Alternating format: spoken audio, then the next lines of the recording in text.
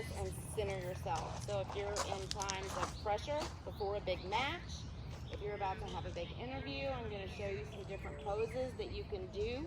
I'm going to teach you how to focus on your breath, that you could be in a crowd of 10,000 people and there would not be a single person that is going to be able to know that you are actually standing in a yoga pose, breathing. You'll look like you're just standing there, but the reality of it is, in here, you're focused and you're helping to calm your nerves and relax you and just be able to focus on what you need to do, be it an interview or be it a big match. The biggest thing about yoga, it's all about listening and following directions. So I need everybody to have their ears open. I need you to follow the directions that I'm going to give you, okay? I'm going to show you a couple of the basic poses that we're going to do and give you the names of them. So when I call the pose, you'll know what position you're supposed to get into. I'm also going to teach you guys how to focus on your breath and how to use your breath. So if I tell you find your breath, that just means go back to breathing, okay? I don't want you to be so focused on it that you feel like you can't breathe normally, because everybody is going to have a different pace of breathing. When I do yoga, I breathe very deep and I breathe very slow. And the instructors are typically about 2 or 3 breaths ahead of me. So this is all personal. This is not a competition. This is not Xander can reach and touch his toes and bend his legs straight, and I can't, so I need to push my body harder. No. Listen to your body. Find what's comfortable for your body and stop there. Just know that in time, as you guys begin to stretch out, that you'll be able to go deeper into a pose. You'll be able to reach farther down and touch your toes. So if you can't touch your toes today, that's fine. That's where your body is at. You guys are extremely strong athletes. You've got solid muscles. You're well fit. You could go and do a 10K run. I would get out the gate and collapse on the ground, okay? But you're conditioned to do that. Yoga is a little bit different conditioning. This is going to help you guys to elongate your muscles. It's going to help you to stretch your muscles out. And the key thing in yoga, this is going to help prevent injuries. So I designed a flow and a stretch today that is going to strengthen your groins. It's going to loosen your hip flexors. I'm going to show you some things to release in the piriformis and glute muscles. And a lot of times, a lot of the pain and the injuries that you guys feel after, during a match, training, whatever, is because you've got one part of your body that is so locked up and tight, it's affecting the rest of your body. So if you can learn to concentrate on a particular zone in your body, you may be able to take away some pain that you're in or feeling like you have an injury. The reality of it is you stretch and release. You're not injured, you're just sore. You've bent your muscle in a position that it's never been in before.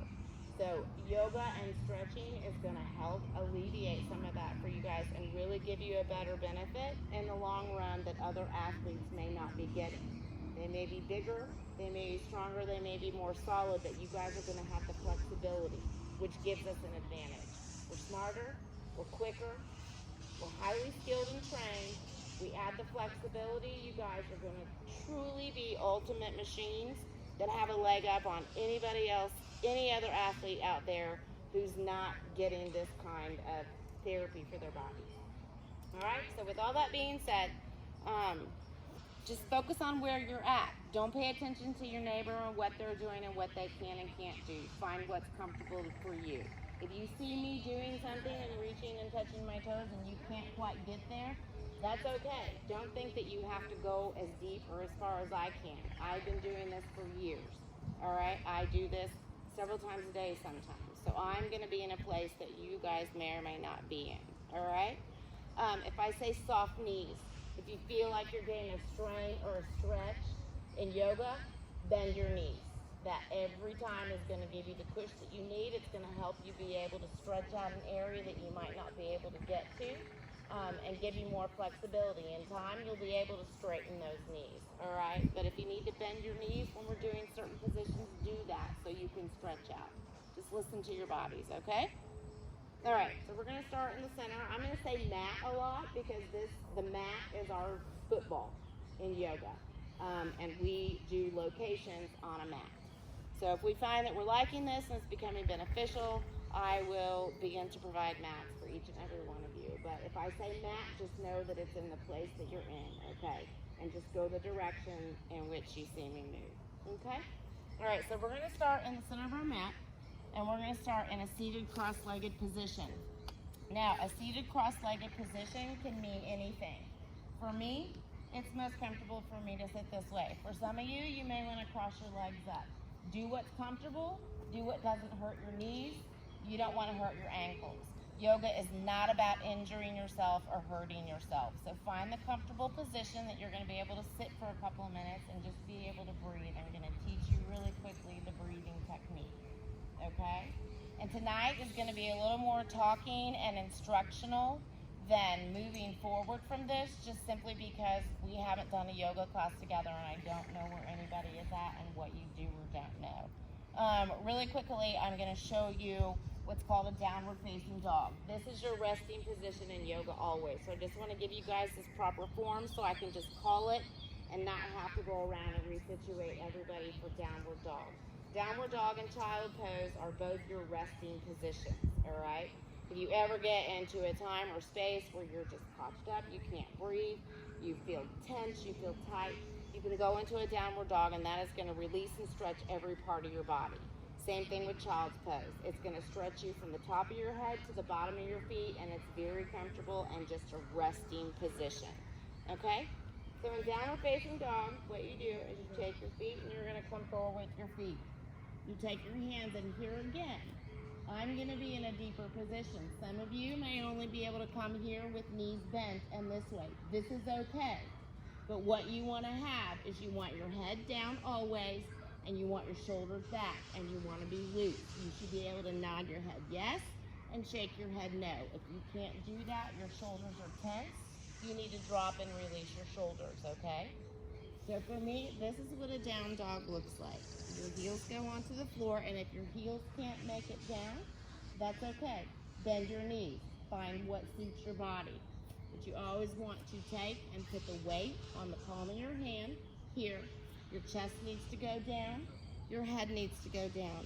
You're going to press into your feet. You're going to press on the palms of your hands. You should be able to wiggle your fingers. And when you get into a good position, you should be able to move your toes. So this is what it's going to look like. You always want to keep your back straight, and any bending you do from here. You don't want to be here all tightened up.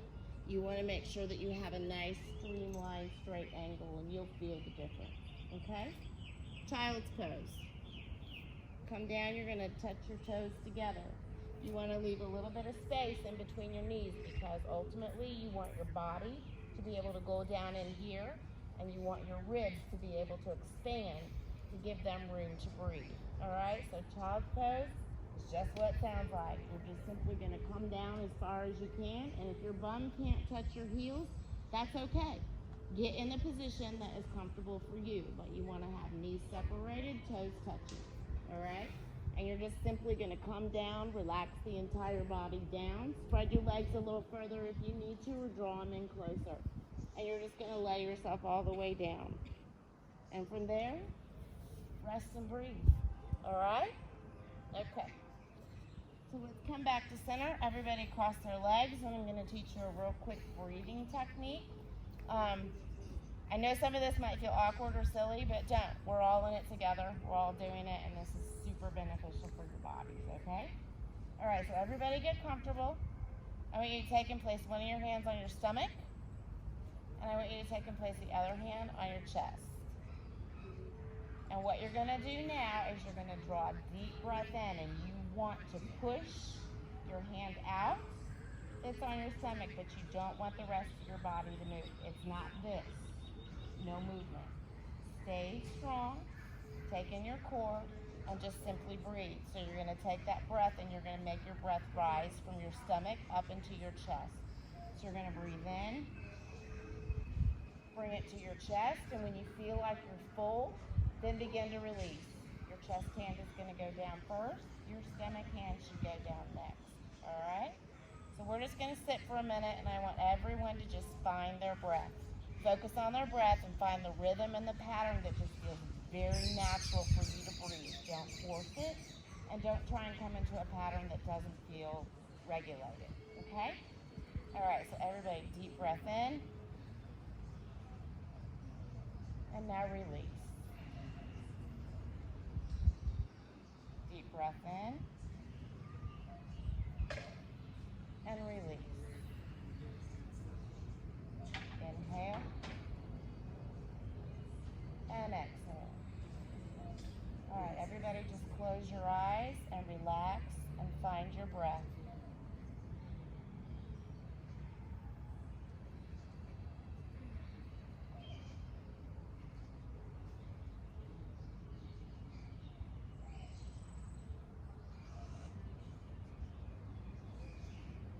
Take your stomach hand away and place it on the ground next to you. Take your chest hand away and place it beside you on the other side. Open your eyes and stay with your breath. The most important thing is that you keep breathing through all of it. Don't hold your breath, all right? And if you need to stop in a position and find your breath again, find it and refocus your breath, okay? All right, gentlemen, here we go. Deep breath in. The first thing we're going to do is we're going to take our left hand, we're going to place it over to the side. When we do side stretching, you always want to make sure that your sit bones, your butt bones, stay grounded to the earth. You don't want to come up here. You want to just stay everything planted. So if you can only come to here, stay here. All right? So place your left hand over to your side. Everybody find your breath. Inhale and exhale. Take another inhale. And on the exhale, we're going to raise our right arm. It's going to come directly up over our heads. And just lean into the stretch. Keep breathing and go as far as you can and just hold that position. Just keep breathing. If you feel like you can without hurting your side, take and just look up to the sky. If it's more comfortable for you to stay in a forward glance, stay there. Inhale. And on the next exhale, we're going to switch sides. So you're going to bring your right arm down, plant it next to you, bring your other arm up, go to where you're comfortable, and slide out. And just repeat on the other side. Inhale. And exhale. Inhale.